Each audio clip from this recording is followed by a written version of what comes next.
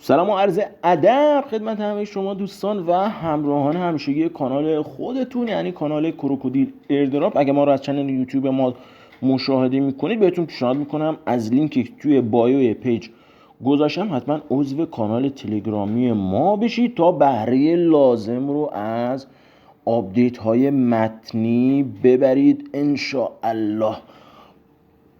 خب دوستان، من سعی میکنم همه صفحات و همه گزینه‌های این پروژه آیس ماینینگ رو که بنا به درخواست شما تهیه کردم رو بهتون توضیح بدم. خیلی از چیزاش رو ممکنه بدونید و خیلی از نکات رو ندونید، پس بهتون پیشنهاد میکنم ویدیو رو به جلو نبرید، چون ممکنه نکس رو که میزنی یکم بره جلو. من تو اون فاصله یه نکته بگم که نمیدونی، که اگه میدونستی ممکنه بهره بیشتری رو ببری و تعداد کوین های بیشتری رو بتونی ماین بکنی. خب پروژه آیس ماینینگ هست.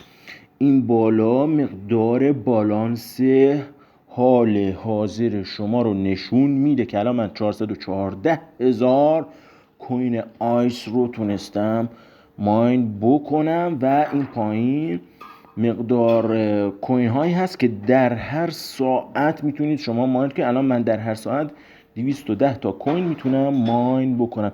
یک فلش سبز رنگ رو به بالا اینجا بهتون به نمایش در میاد که نشون میده بالانس شما در حال افزایش هست. این فلش میتونه رو به پایین و قرمز هم باشه که نشون میده بالانس شما در حال کم شدن هست. چه زمانی بالانس شما کم میشه؟ زمانی که شما به برنامه سر نزنید و این فلش میره به سمت پایین و بالانس شما رو کم میکنه. پس شما نمیتونید که مثلا یک ماه ماین بکنید و ولش کنید به امون خدا و مثلا بگید من میرم 6 ماه دیگه بهش سر میزنم و کوینامو برداشت میکنم، چون بالانس شما کم میشه. من اینو یه ورق میزنم. خب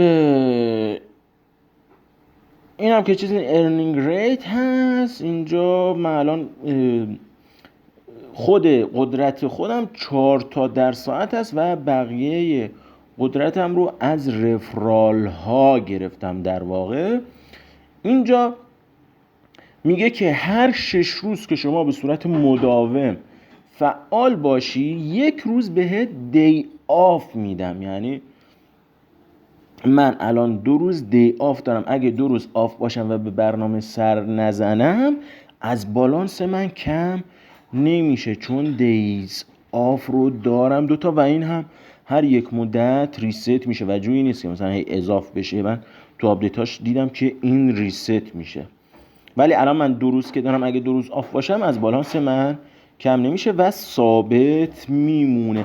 شما حداقل باید هر 24 ساعت یک بار به برنامه سر بزنید و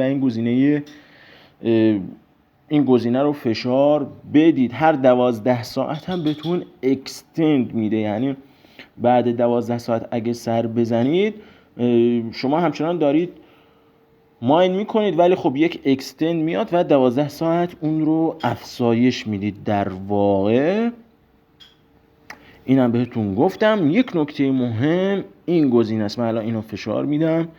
گزینه پری استیک رو داره. شما روی این پری استیک اگه ضربه بزنید بهت میگه بیا کوین هات رو بعد از این که ما رفتیم روی مینت، فرض کنید امروز ماین تموم شد، شما 1000 تا کوین دارید